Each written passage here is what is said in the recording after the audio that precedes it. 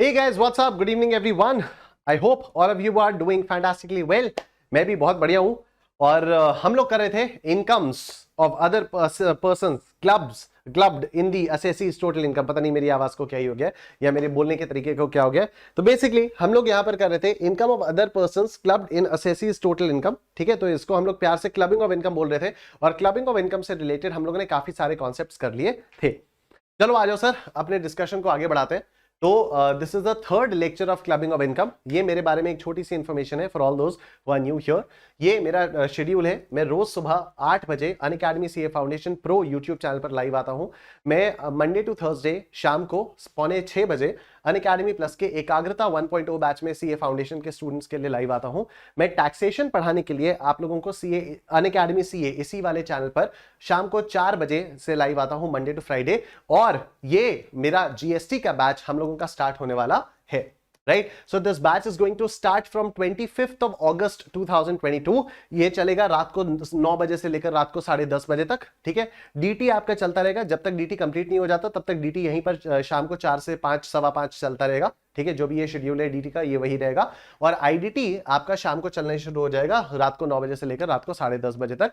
और estimated completion date इसकी होगी 15th of October। ठीक है, राइट, ग्रेट। तो जितने भी स्टूडेंट्स नए हैं आप लोग यहां पर इस वाले लिंक पर जाकर मेरे पुराने सभी सेशंस को एक्सेस कर सकते हैं। This link is www.livedaily.me/calivedaily। तो आप में से जितने भी स्टूडेंट्स यहां पर नए हैं आप इस वाले लिंक पर जा सकते हैं और आप मेरे पुराने सभी सेशंस को एक्सेस कर सकते हैं।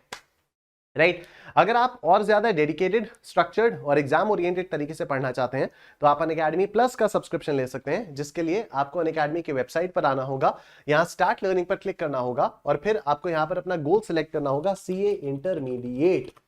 जैसे ही आप यहां पर अपना गोल सेलेक्ट करेंगे सीए इंटरमीडिएट और उस पर यहां पर क्लिक करेंगे, आपके सामने ये वाला पेज खुलेगा। यहां पे आपको गेट सब्सक्रिप्शन पर जाना होगा। जब आप लोग यहां पर गेट सब्सक्रिप्शन पर जाएंगे आपके सामने ये वाला पेज खुलेगा। आप देख सकते हैं कि अनअकैडमी प्लस में आपको इंडिया के best educators, interactive live classes, structured courses and PDFs और लाइव टेस्ट्स एंड क्विजेस मिलते हैं। और आइकॉनिक में इन सभी बेनिफिट्स के साथ साथ आपको 1-on-1 live mentorship, printed study material, doubt solving भी मिल जाती है।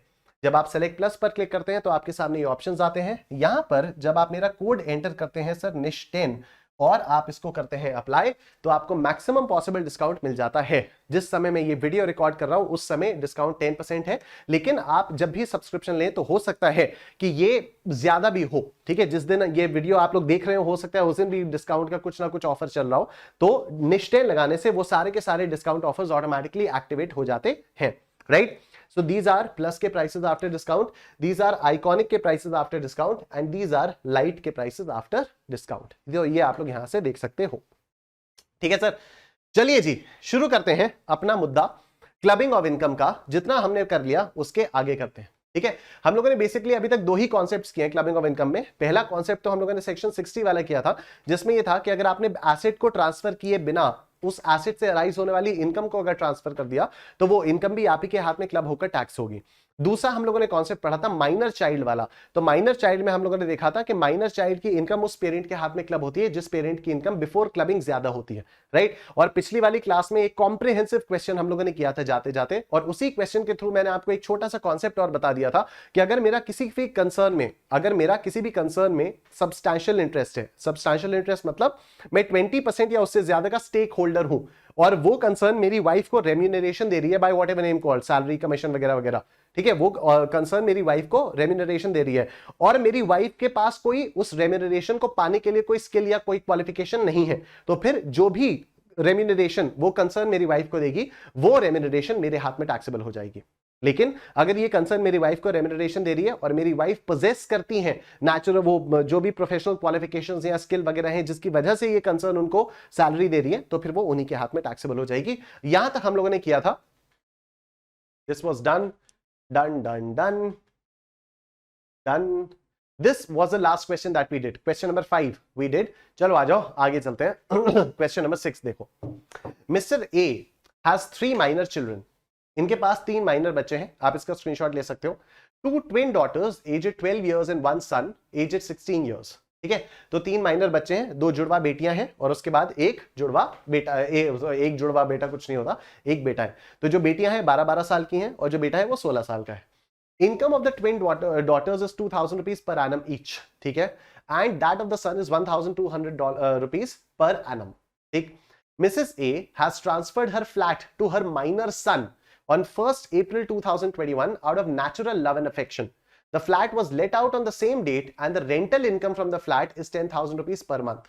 Compute the income in respect of minor children to be included in the hands of Mr. A and Mrs. A under section 64(1)(a), assuming that Mr. A's total income is higher than Mrs. A's total income before including the income of minor children. ठीक है, तो बढ़िया अच्छा खासा ये question आप लोगों के पास आ जाता है, ठीक। तो अभी देखो, पहले ओरली डिस्कस करते हैं, उसके बाद एक्सेल पे ले जाकर आपको सॉल्व भी करवा दूंगा। तो देखो, 3 माइनर बच्चे, 2 जुड़वा बेटियां 12-12 साल की, दोनों डॉटर्स 2000 रुपए पर एनम कमा रही हैं, ठीक। क्या अज्यूम किया जा रहा है कि मिस्टर ए की टोटल इनकम मिसेस ए की टोटल इनकम से ज्यादा है, तो क्लबिंग किसके हाथ में होगी? मिस्टर ए के हाथ में होगी। क्लबिंग मिस्टर ए के हाथ में होगी। 2 बेटियां दोनों 2-2 हजार रुपए महीना, 2-2 हजार रुपए साल का कमा रही हैं, तो 2000 माइनस 1500 यानी 500 रुपए, दोनों बेटियों के लिए 500 रुपए क्लब होगा, ठीक है, क्योंकि पर बेटी पर डॉटर 1500 रुपीज का एग्जेम्पशन भी मिलेगा अंडर सेक्शन 1032, राइट। तो पर डॉटर अगर आपको एग्जेम्पशन मिलेगा तो 2000 में से आपको 1500 माइनस करना होगा, तो दोनों बेटियों के लिए अप्लाई करेगा। बेटे का क्या सीन है? बेटे का ये सीन है कि 1200 रुपए का ये इनकम कमा रहा है, तो अब बेटे में से भी बेटे की इनकम भी क्लब होगी, ठीक है, बेटे की इनकम भी क्लब होगी, और बेटे की इनकम में से माइनस 1500 करना पड़ेगा, लेकिन माइनस 1500 आप उसी एक्सटेंट तक करोगे जितने एक्सटेंट तक उसकी इनकम है, ठीक है। 1200 से ज्यादा आप माइनस नहीं करोगे, मतलब लॉस नहीं उसको क्लेम कर लोगे आप, ठीक है। तो 1200 उसकी इनकम है, बेटे की इनकम है, आपको 1500 तक का एग्जेम्पशन मिल जाता है, तो आप 1200 पूरा का पूरा आपके लिए एग्जेम्प्ट हो जाएगा, ठीक। अच्छा, मिसेस ए ने हाउस प्रॉपर्टी ट्रांसफर की है, फ्लैट दिया है अपने माइनर सन को out of natural love and affection, ठीक है। तो मैं आपको बताता हूं, हाउस प्रॉपर्टी ट्रांसफर का केस हो गया। हाउस प्रॉपर्टी ट्रांसफर के केस में डीम्ड ओनरशिप आ जाती है, हाउस प्रॉपर्टी ट्रांसफर के केस में डीम्ड ओनरशिप आ जाती है, तो मिसेस ए इस हाउस प्रॉपर्टी की डीम्ड ओनर मानी जाएंगी, तो इस हाउस प्रॉपर्टी से जो भी इनकम होगी वो मिसेस ए के हाथ में टैक्सेबल होगी। क्लबिंग नहीं हो रही है, क्लबिंग नहीं हो रही है, क्लबिंग नहीं हो रही है, ठीक है। ये हाउस प्रॉपर्टी वाला सेक्शन है, ठीक है। सेक्शन 27 जो कि डीम्ड ओनरशिप के बारे में बात करता है, वो कहता है कि अगर आप अपने बच्चे को हाउस प्रॉपर्टी ट्रांसफर करते हो, रिलेटिव को आप हाउस प्रॉपर्टी ट्रांसफर करते हो विदाउट एनी एडिक्वेट कंसिडरेशन, तो फिर आप ही उसके डीम्ड ओनर माने जाते हो, ठीक है। अब यहां पर ये केस चला था, ये वाकई एक केस छिड़ा था, और मिसेस ए ने क्या कहा? मिसेस ए ने कहा मेरा माइनर सन है, मेरा बेटा है, अपने बेटे से मैं प्यार करती रहूंगी या नहीं करती होंगी? मैं अपने बेटे से, कोई भी मां अपने बेटे से प्यार करती है कि नहीं प्यार करती है? ऑफ कोर्स करती है, मां अपने बेटे से प्यार करती है। कंसिडरेशन है, और कंसिडरेशन है नेचुरल लव एंड अफेक्शन। इसमें एक नया पेज खिला, ठीक है, कि मैं ऐसे ही हाउस प्रॉपर्टी ट्रांसफर नहीं कर रही हूं, कंसिडरेशन है, और कंसिडरेशन क्या है? Natural love and affection consideration है। तो ये मुद्दा उठा कि क्या natural love and affection consideration माना जा सकता है या नहीं। तो कोर्ट ने कहा कि देखो, natural love and affection consideration तो है, ठीक है। कोर्ट्स ने कहा कि natural love and affection consideration तो है, लेकिन वो एडिक्वेट कंसिडरेशन नहीं है। सिर्फ प्यार से जिंदगी नहीं चलती साहब, पेट भरने के लिए पैसा चाहिए होता है, ठीक है। मतलब ये वर्ड्स नहीं थे कोर्ट के, ये मेरे वर्ड्स हैं, ठीक है। तो कोर्ट्स ने कहा कि natural love and affection consideration है, हम मान रहे हैं कंसिडरेशन है, लेकिन वो एडिक्वेट कंसिडरेशन नहीं होती है, ठीक है। तो जो मिसेस ए का क्लेम था, जो मिसेस ए का क्लेम था, दिस एक्चुअली हैपेंड, कोर्ट के जजमेंट्स हैं इस पे, ठीक है। तो जो मिसेस ए का क्लेम था कि माइनर सन को out of natural love and affection मैंने हाउस प्रॉपर्टी गिफ्ट की है, तो ये जो रेंटल इनकम है ये मेरे हाथ में टैक्सेबल नहीं होनी चाहिए, ये बच्चे के हाथ में टैक्सेबल होनी चाहिए, ठीक है। यही तो टैक्स एवेजन का पंगा है, यही तो टैक्स एवेजन की प्लानिंग होती है, ठीक है। तो टैक्स एवेजन से क्या हुआ? बच्चे के नाम पर घर ट्रांसफर कर दो, जो भी रेंटल इनकम आएगी बच्चे के हाथ में टैक्सेबल होगी, 2.5 लाख तक एग्जेम्प्ट है, बेसिक एग्जेम्पशन लिमिटेड में आ जाएगा, तो 2.5 लाख पर टैक्स बच गया। यही तो टैक्स एवेजन है, ठीक है। इसकी जांच कौन करेगा? यही तो टैक्स एवेजन है, ठीक है। तो फिर इसके लिए कोर्ट्स ने कहा कि नहीं, जो नेचुरल लव एंड अफेक्शन है वो कंसिडरेशन है, लेकिन वो एडिक्वेट कंसिडरेशन नहीं है। तो ये जो आपका क्लेम है कि out of natural love and affection दिया है इसलिए इनकम मेरे हाथ में टैक्सेबल नहीं होनी चाहिए, this claim does not exist, ठीक है, तो क्या होगा कि ये जो दोनों बेटियां हैं, बेटियों की जो भी इनकम है -1500 करके मिस्टर ए के हाथ में टैक्सेबल हो जाएगी। ये जो माइनर सन है 1200 का, इसकी इनकम -1500 या -1200 ही करके मिस्टर ए के हाथ में क्लब हो जाएगी। ये जो मिसेस ए ने अपने बच्चे को घर दिया है, उसकी इनकम किसके हाथ में टैक्सेबल होगी? उसकी इनकम मिसेस बी के हाथ में टैक्सेबल होगी। आई होप आपको बात समझ में आ रही है। This is not clubbing of income going on, this is not clubbing of income going on. Why? क्योंकि क्लबिंग अगर हो रही होती तब तो मिस्टर ए के हाथ में टैक्सेबल होती ना हाउस प्रॉपर्टी की रेंटल इनकम। आई होप आपको बात समझ में आ रही है। अगर यहां पर क्लबिंग के बारे में हम लोग बात कर रहे होते तो ये जो हाउस प्रॉपर्टी से रेंटल इनकम आ रही है, ये किसके हाथ में टैक्सेबल हो रही होती? माइनर सन की सारी इनकम क्लब कहां हो रही है? पेरेंट के हाथ में हो रही है ना। कौन से पेरेंट के हाथ में? मिस्टर ए के हाथ में। तो अगर यहां पर नॉर्मल क्लबिंग के प्रोविजंस चल रहे होते तो माइनर सन के हाथ में जो इनकम फ्रॉम हाउस प्रॉपर्टी आती वो मिस्टर ए के हाथ में क्लब होनी चाहिए थी। यस, वो मिस्टर ए के हाथ में क्लब होनी चाहिए थी, लेकिन ऐसा नहीं है। यहां ऐसा नहीं होगा। तभी मैं आपको बार बार कह रहा हूं कि क्लबिंग अलग है और डीम्ड ओनरशिप अलग है। यहां पर सेक्शन 27 लगेगा। सेक्शन 27 डीम्ड ओनरशिप के बारे में बात करता है। तो मिसेस ए ने हाउस प्रॉपर्टी ट्रांसफर की है, तो मिसेस ए उस हाउस प्रॉपर्टी की डीम्ड ओनर मानी जाएंगी। तो उस हाउस प्रॉपर्टी से जो भी पैसा आएगा वो मिसेस ए के हाथ में क्लब होगा, मिसेस ए के हाथ में टैक्सेबल होगा, ना कि मिस्टर ए के हाथ में। ठीक, ऑलराइट, बस इतना ही करना है। तो आ जाओ अब इसको सॉल्व करना स्टार्ट करते हैं हम लोग। तो since the income of mister A is higher than missus A, clubbing provisions will be attracted in the hands of mister A. ठीक है, तो सबसे पहले twin minor daughters, twin minor daughters. तो ट्विन माइनर डॉटर्स में काम करते हैं, 2000 रुपए इंटू 2, 4000 ये आ गया। एग्जेम्पशन अंडर सेक्शन 1032, 1500 इंटू 2, 3000 ये आ गया। तो माइनर डॉटर से तो 1000 की इनकम क्लब हो जाएगी। ठीक है, फिर माइनर सन का 1200 रुपए और यहां पर एग्जेम्पशन 1200 रुपए, तो ये नील। तो मिस्टर ए के हाथ में जो बच्चों की इनकम क्लब होगी वो सिर्फ 1000 की क्लब होगी। ठीक है, उसके बाद नोट में देखो क्या लिखा हुआ है। नोट्स में देखो, Mrs. A will be considered as deemed owner in respect of the house property transferred to the minor son as natural love and affection does not constitute adequate consideration. ठीक है, therefore income from this house property will be taxable in the hands of Mrs. A only. Income of such house property will be what? 10,000 into 12, क्योंकि यहां पर क्या है, ये 10,000 rupees का rent आ रहा है। देखो, rental income from this flat is 10,000 rupees per month. अभी ये हाउस प्रॉपर्टी की इनकम कंप्यूटेड नहीं है।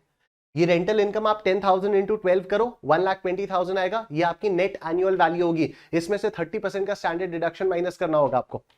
ठीक है, तो will be 10,000 into 12 minus 30% of 10,000 into 12, तो टोटल 84,000 आएगा।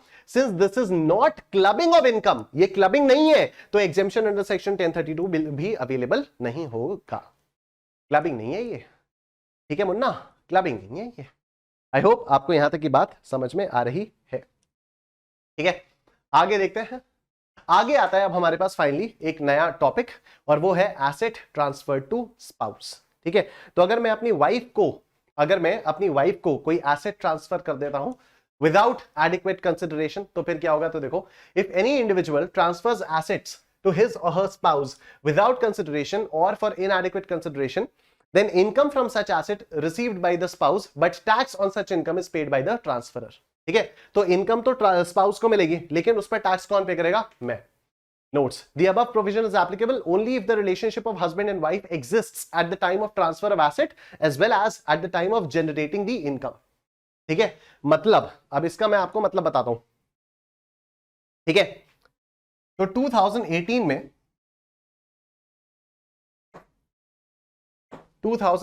में फाइनेंशियल ईयर 2018-19 में सपोज मैंने चारू को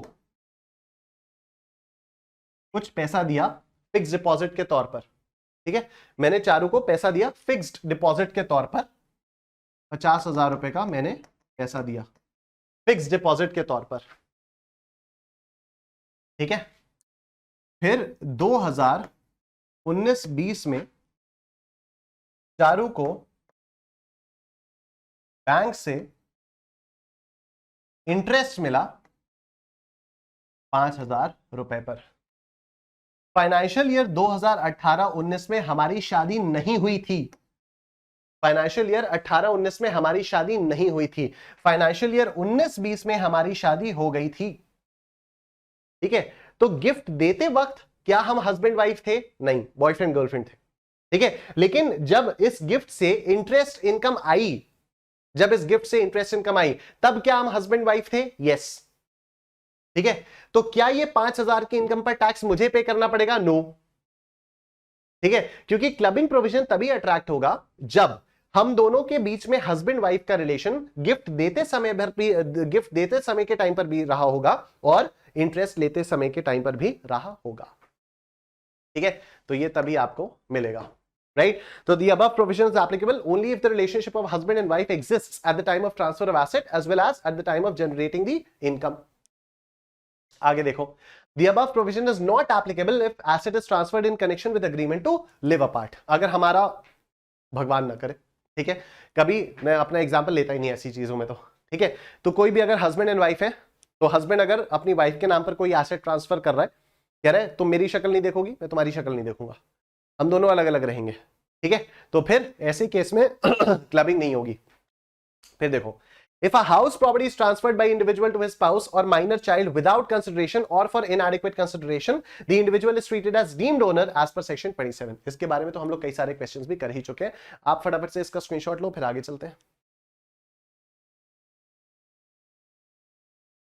ठीक, देखो, where an asset transferred is converted into some other form, देखना ये बड़ा इंटरेस्टिंग पॉइंट्स है।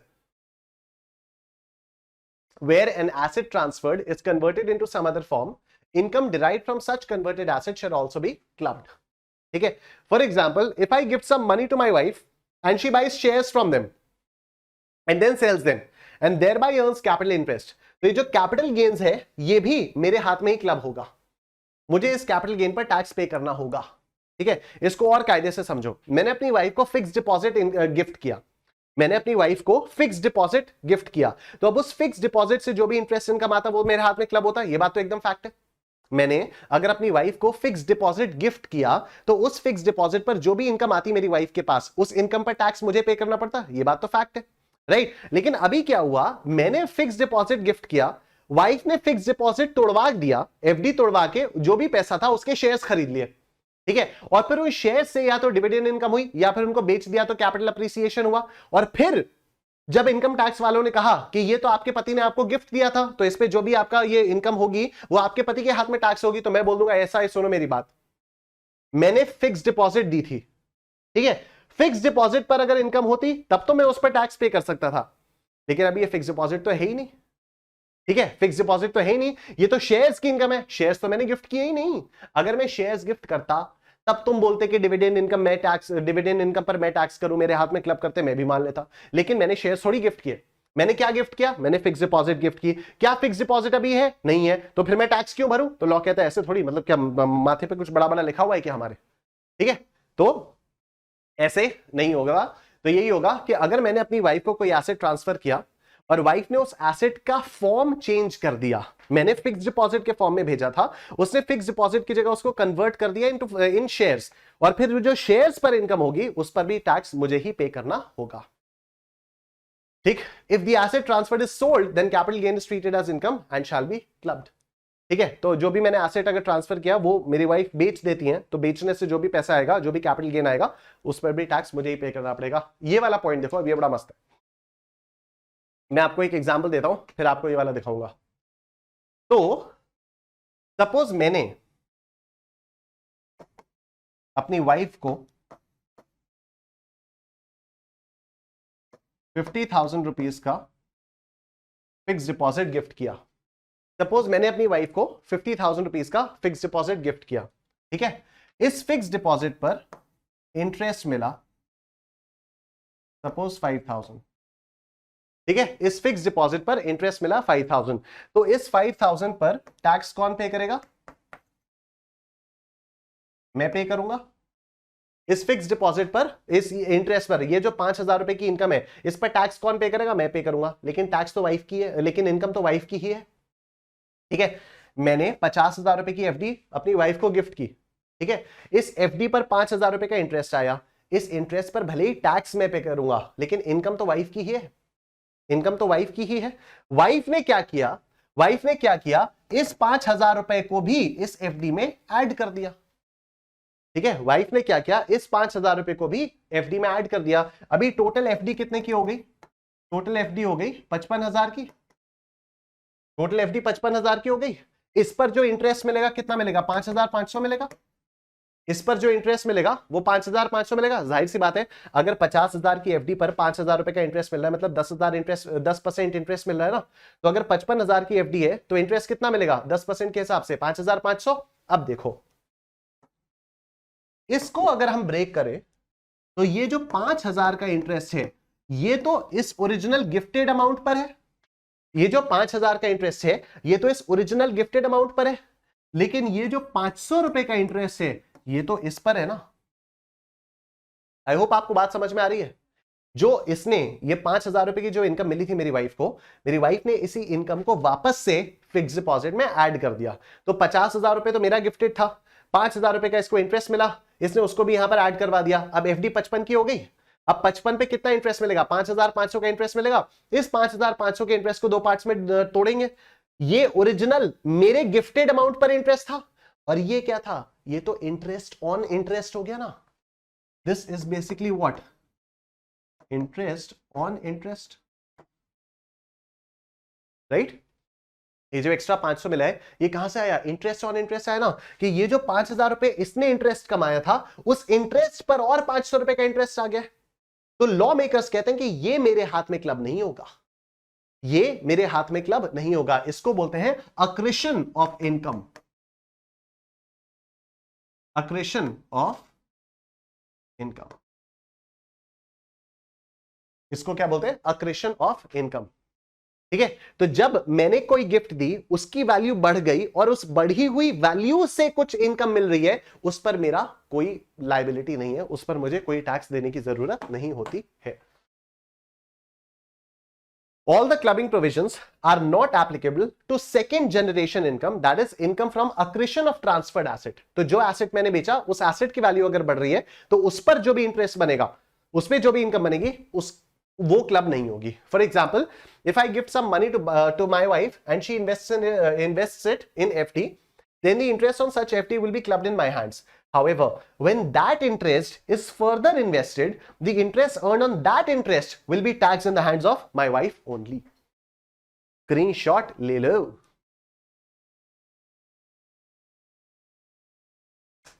Done? Very nice. चलते हैं आगे। क्वेश्चन ये रहा, नवंबर 2017 में 5 मार्क्स का क्वेश्चन आया था। Let's see. Kamal gifted 10 lakh rupees to his wife Sulochana on her birthday on 1st January 2020। ठीक है, तो 1st January 2020 को कमल ने अपनी वाइफ सुलोचना को 10 लाख रुपए गिफ्ट किए। सुलोचना ने इस 10 लाख में से 5 लाख अपने किसी दोस्त को, कृष्णा को गिफ्ट कर दिए। ठीक है, सुलोचना लेंट, उधार दे दिए, लेंट मतलब उधार दे दिए। तो Sulochana lent 5 lakh rupees out of the gifted amount to Krishna on 1st April 2021 for 6 months on which she received interest of 50,000 rupees। अब मेरे को एक बात बताओ, ठीक है, कमल ने सुलोचना को 10 लाख रुपया दिया। ठीक है, कमल ने सुलोचना को 10 लाख रुपया दिया। देखो, कमल सुलोचना, कमल ने सुलोचना को 10 लाख रुपया दिया। सुलोचना ने इसमें से 5 लाख कृष्णा को उधार दे दिया। ठीक है, सुलोचना ने इसमें से 5 लाख कृष्णा को उधार दे दिया, यही है ना। ठीक है, on which she received interest of 50,000। तो इस पर कृष्णा ने सुलोचना को इंटरेस्ट दिया 50,000 का। ठीक है, इस 50,000 रुपए पर टैक्स कौन पे करेगा, कमल पे करेगा। ठीक है, क्योंकि कमल ने सुलोचना को कोई एसेट गिफ्ट किया, उस एसेट से इनकम आई, तो इस ट्रांसफर्ड एसेट से जो भी इनकम आती है उस पर टैक्स कौन पे करता है, उस पर टैक्स कमल पे करता है, क्योंकि ये क्लब हो जाती है। ठीक, आगे देखते हैं। The said sum of 50,000 was invested in shares of a listed company on 15th October 2021। ठीक है, तो अब इसको इसके सुलोचना ने शेयर्स खरीद लिए, ठीक है, इस पैसे के सुलोचना ने शेयर्स खरीद लिए, ठीक है ना। The said sum of 50,000 rupees was invested in shares of a listed company on 15th October 2021 which were sold for 75,000 on 30th December 2021 and securities transaction tax was paid on this sale, ठीक है। तो अभी ये 50,000 रुपए के shares खरीद लिए और 75,000 रुपए में इनको बेच दिया, तो 25,000 रुपए का कैपिटल गेन हुआ, 25,000 रुपए का शॉर्ट टर्म कैपिटल गेन हुआ। ये शॉर्ट टर्म कैपिटल गेन किसके हाथ में टैक्सेबल होगा? क्या ये मेरे हाथ में टैक्सेबल होगा? मतलब क्या ये कमल के हाथ में टैक्सेबल होगा? द आंसर इज नो, ये सुलोचना के हाथ में ही टैक्सेबल होगा। टैक्सेबल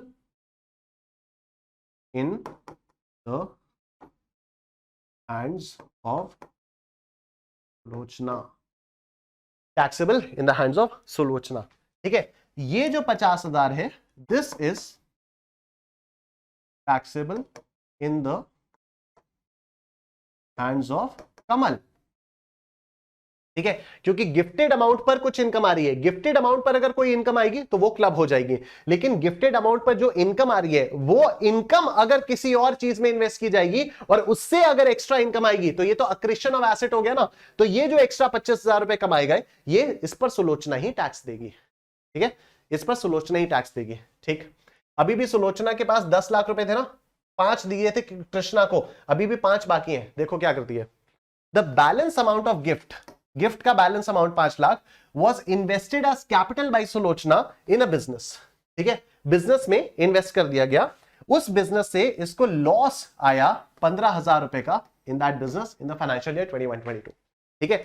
तो 5 लाख रुपए तो कृष्णा को गिफ्ट दे दिए, इस गिफ्ट से 50,000 का इंटरेस्ट मिला, इस 50,000 से शेयर्स खरीद लिए, उसको 75 में बेच दिया, 25,000 का कैपिटल गेन भी आ गया। इस वाले 5 लाख में तो चांदी ही चांदी, ठीक है। लेकिन जो दूसरे वाले 5 लाख थे, ओ हो, जो दूसरे वाले 5 लाख थे उसको इन्वेस्ट किया गया एक बिजनेस में, उसको इन्वेस्ट किया गया एक बिजनेस में।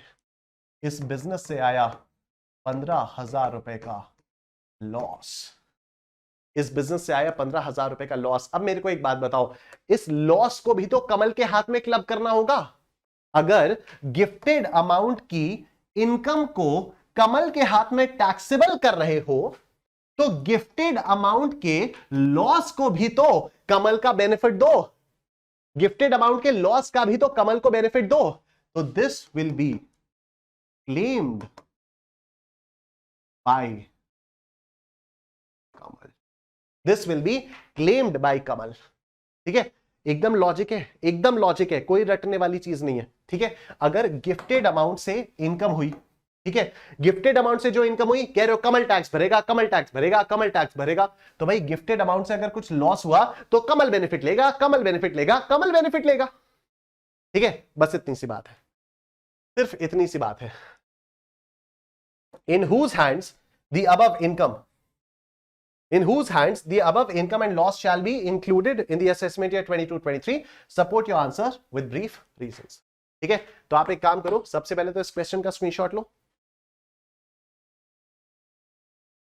ठीक है। उसके बाद अगर इसका स्क्रीनशॉट लेने का मन है तो इसका भी स्क्रीनशॉट ले लो, या इसको थोड़ा और कायदे से कर दूं मैं, इसको थोड़ा और ब्यूटिफाई करके लिख देता हूं, कमल सुलोचना,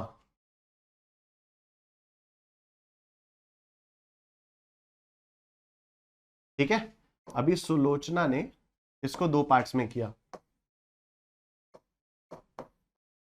5 लाख टू कृष्णा, ठीक, इससे 50,000 रुपए इंटरेस्ट, ये 50,000 रुपए taxable in hands of Kamal, ठीक। फिर शेयर्स, फिर कैपिटल गेन 25,000 रुपए, ठीक, और ये taxable in hands of Sulochana, taxable in hands of Sulochana. ये जो 5 लाख रुपए थे इन बिजनेस लॉस 15,000 रुपए क्लेम्ड बाय, ठीक, तो कमल इस लॉस को क्लेम करेगा। इसका स्क्रीनशॉट ले लो आप। लिखना कैसे, तो वो ये देखो, under section 6414 where any asset is transferred to the spouse by an individual for inadequate consideration or without any agreement to live apart, the income arising therefrom is included in the hands of the transferor. The term income in this context includes loss as well. Therefore, interest of 50,000 rupees from money lent to Krishna shall be clubbed in the hands of her husband, Mr. Kamal. The loss of 15,000 rupees sustained by Sulochana in the business carried on by her with the funds gifted by her husband can be claimed by her husband. Screenshot. Further, gift from husband is not taxable under the section 56(2)(10). जो 10 लाख रुपए की gift दी, उस पर भी तो ये होता ना कि income from other sources gift नहीं, हस्बैंड वाइफ रिलेटिव्स होते हैं, तो रिलेटिव्स में गिफ्ट टैक्सेबल नहीं होती है। फिर ये देखो, when Mrs. Sulochana invested the interest income of 50,000 rupees in shares of a listed company and earned short-term capital gains amounting to 25,000 rupees therefrom, such capital gains shall not be clubbed with the income of her husband but shall be taxable in her individual capacity. This is so because the income from accretion of the shares of the transferred assets is not to be clubbed with the income of the transferor. ठीक है sir, I hope यहां तक की बात आप सब लोगों को क्लियरली समझ में आ गई है। ठीक, उसके बाद एक ये कॉन्सेप्ट आता है आपके पास, asset transferred to sons wife. ठीक है, अगर आप बेटे की वाइफ को कोई एसेट ट्रांसफर करते हो तो उस पर क्या प्रोविजंस लगते हैं। ठीक है, बेटे की वाइफ को, सन की वाइफ को अगर आप कुछ ट्रांसफर करते हो तो उस पर क्या प्रोविजंस लगते हैं, आ जाओ देखते हैं। If any individual transfers any asset to his or her sons wife without consideration or for inadequate consideration, then income from such asset is received by the son's wife, but tax on such asset is paid by the transferor. ठीक है, तो जो भी parent, suppose अगर ये minor वाली बात नहीं हो रही, माइनर वाली बात खत्म हो गई थी। ठीक है, तो अगर सपोज पापा ने अपने बेटे की वाइफ के नाम पर कोई एसेट ट्रांसफर किया तो उससे जो भी इनकम अराइज होगी वो पापा के हाथ में टैक्सेबल होगी। अगर मम्मी ने अपने बेटे की वाइफ के नाम पर कोई भी एसेट ट्रांसफर किया तो जो भी होगी इनकम वो मम्मी के हाथ में टैक्सेबल होगी। ठीक है, बेसिकली बहू को जो भी एसेट ट्रांसफर किया जाएगा उसकी इनकम पर वो बंदा टैक्स पे करेगा जिसने बहू को ट्रांसफर किया था। ठीक, note, the above provision is applicable only if the relationship of mother or father-in-law and daughter-in-law exists at the time of transfer of assets as well as at the time of generating the income. Again वही example ले लेता हूं, तो suppose 2018-19 में मेरे dad ने चारू को 50,000 रुपए की एफडी करा के दी। ठीक है, सपोज 2018-19 में मेरे डैड ने चारू को 50,000 रुपए की एफडी करा कर दी। फिर 2019-20 में चारू को इस एफडी से बैंक से इंटरेस्ट मिला 5,000 रुपए का। ठीक है, तो क्या ये 5,000 रुपए की इनकम मेरे डैड के हाथ में टैक्सेबल होगी? द आंसर इज नो, क्योंकि 18-19 में तो हम लोग हस्बैंड वाइफ नहीं थे ना।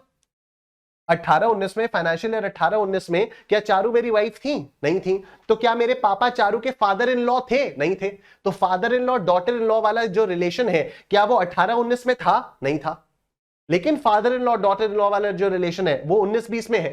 ठीक है, तो यही चीज बोली गई है कि जो father in law daughter in law वाला जो रिलेशन है वो गिफ्ट देते समय भी होना चाहिए और इनकम जनरेशन के समय भी होना चाहिए। So the above provisions applicable only if the relationship of mother or father-in-law and daughter-in-law exists at the time of transfer of the asset as well as at the time of generating the income. ठीक है, अब इससे related एक छोटा सा question हम लोग कर लेते हैं। क्वेश्चन नंबर 8, फटाफट से देखो। Mr. A has gifted a house property valued at 50 lakh rupees to his wife, Mrs. B, who in turn has gifted the same to Mrs. C, their daughter-in-law. अच्छा, तो Mr. A, सपोज मैं हूं, ठीक है, B मेरी wife है, ठीक है, और C मेरी डॉटर इन लॉ है। पूरा ब्लड रिलेशंस लग रहा है यार ये तो एकदम ही। इसी तरह से हम लोग ब्लड रिलेशंस भी करते थे ना। चलो ठीक है, तो मैंने 50 लाख की हाउस प्रॉपर्टी अपनी वाइफ को ट्रांसफर की, ठीक।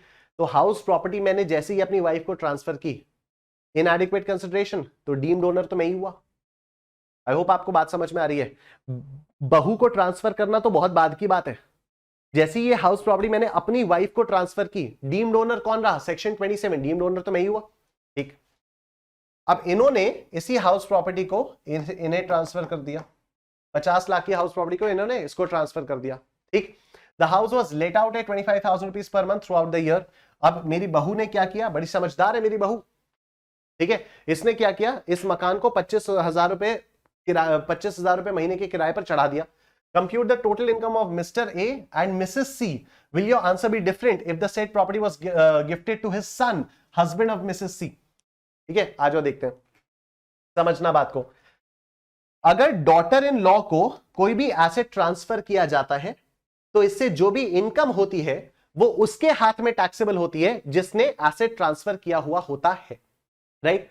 तो डॉटर इन लॉ को जो भी इनकम फ्रॉम हाउस प्रॉपर्टी आएगी, डॉटर इन लॉ को जो भी इनकम फ्रॉम हाउस प्रॉपर्टी आएगी वो किसके हाथ में टैक्सेबल होगी? जिसने डॉटर इन लॉ को ट्रांसफर किया। किसने ट्रांसफर किया? मैंने या मेरी वाइफ ने? वाइफ ने, ठीक है, मेरी वाइफ ने ट्रांसफर किया। तो ये डॉटर इन लॉ के हाथ में जो भी आईएफएचपी आएगा ये किसके हाथ में टैक्सेबल होगा? वाइफ के हाथ में। गलत, वाइफ तो ओनर है ही नहीं ना। डीम्ड ओनर कौन है? डीम्ड ओनर तो मैं हूं। तो किसके हाथ में टैक्सेबल होगा? मेरे हाथ में। किसके हाथ में टैक्सेबल होगा? ये मेरे हाथ में टैक्सेबल होगा, क्योंकि वाइफ तो इस एसेट की ओनर है ही नहीं ना। वाइफ के पास तो ट्रांसफर करने के राइट्स ही नहीं है। वो ट्रांसफर कर दिया वो अलग बात है, पर वाइफ के पास तो ट्रांसफर करने के राइट्स ही नहीं है, ठीक है। ट्रांसफर कैसे हुआ? डीम्ड ओनर कौन है? डीम्ड ओनर मैं हूं। टैक्स किसको देना पड़ेगा? टैक्स मुझे देना पड़ेगा, ठीक है। तो मेरी वाइफ ने अगर मेरी डॉटर इन लॉ को वो हाउस प्रॉपर्टी ट्रांसफर की जो उसको मैंने ट्रांसफर की थी, तो इस हाउस प्रॉपर्टी से अराइज होने वाली इनकम पर टैक्स कौन पे करेगा? मैं पे करूंगा। कौन सा सेक्शन लगेगा? दोनों लग जाएंगे यहां पर। एक तो डीम्ड ओनर वाला भी लग जाएगा और एक क्लबिंग वाला भी लग जाएगा, ठीक है। क्योंकि सन की वाइफ को ट्रांसफर करना क्लबिंग हो गया। मेरे हाथ में क्यों? Section 27 deemed ownership. तो डॉटर इन लॉ वाली बात तो क्लियर हो गई, ठीक है। अब आगे देखते हैं। Will your answer be different if the said property was gifted to his son, husband of Mrs C, ठीक है। मतलब अगर मैं अपने बेटे को ट्रांसफर कर देता हूं हाउस प्रॉपर्टी, तो क्या सेक्शन 27 लगेगा? The answer is no. Why not? क्योंकि सेक्शन 27 डीम्ड ओनरशिप वाला जो सेक्शन है वो दो केसेस में लगता है, ठीक है। वैसे तो कई सारे केसेस हैं, लेकिन यहां पर ऐसे में दो केसेस में लगेगा। अगर मैंने अपनी स्पाउस को ट्रांसफर किया तब तो डीम्ड ओनर का कॉन्सेप्ट लगेगा, और दूसरा अगर मैंने अपने माइनर चाइल्ड को ट्रांसफर किया होता विदाउट कंसिडरेशन तो फिर वहां पर लग जाता, ठीक है। तो फिर डीम्ड ओनर मैं माना जाता। लेकिन अब जो मैं अपने बेटे को दे रहा हूं, मेरा बेटा माइनर नहीं है, अब मेरा बेटा मेजर हो गया है, ठीक है। मेरा मकान जब मैंने अपनी वाइफ को ट्रांसफर किया, ठीक है, तो डीम्ड ओनर मैं हूं। लेकिन अब जब मेरी वाइफ मेरे बेटे को वो ट्रांसफर कर दे रही है तो अब डीम्ड ओनर मैं नहीं हूं। अब मैं डीम्ड ओनर नहीं रहा, क्योंकि मेरा जो बेटा है वो तो मेजर है ना। तो अब जो भी हाउस प्रॉपर्टी की इनकम डिराइव होगी वो मेरे बेटे के हाथ में टैक्सेबल होगी। जो भी हाउस प्रॉपर्टी से इनकम डिराइव होगी वो मेरे बेटे के हाथ में टैक्सेबल हो जाएगी, ठीक है। क्या यहां पर गिफ्ट वाला प्रोविजन लगेगा?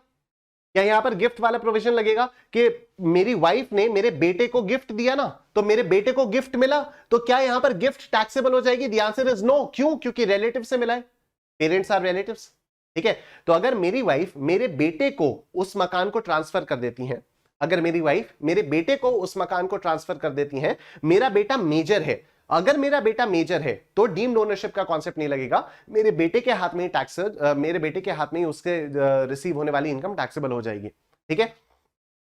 और क्योंकि रिलेटिव से मिला है तो इसलिए वो वाला भी पंगा नहीं होगा जो इनकम फ्रॉम अदर सोर्सेज में नहीं देखते थे कि अगर इमूवेबल प्रॉपर्टी का ट्रांसफर हुआ है, स्टैंप ड्यूटी वैल्यू 50,000 रुपए से ज्यादा है, तो फिर वो कुछ टैक्सेशन वाले प्रोविजंस अट्रैक्ट होते थे। तो यहां पर वो स्टैंप ड्यूटी वैल्यू वाले भी प्रोविजंस अट्रैक्ट नहीं होंगे। क्यों अट्रैक्ट नहीं होंगे? क्योंकि जो मेरा सन है वो मेजर है, पहली बात तो, और उसको जो गिफ्ट रिसीव हुआ है वो उसकी मदर से रिसीव हुआ है, ठीक है। और mother and father both are relatives, और रिलेटिव से मिलना एग्जेम्प्ट है, ठीक। ये तो हो गया, पूरा एक्सप्लेन मैं कर चुका हूं। अब आ जाओ इसको एक बार पढ़ भी लेते हैं, इसका सॉल्यूशन क्या है। तो देखो, As per section 27, an individual who transfers any house property to his spouse for inadequate consideration shall be deemed to be the owner of such house property. However, this is not the case if the transfer has happened in connection with an agreement to live apart.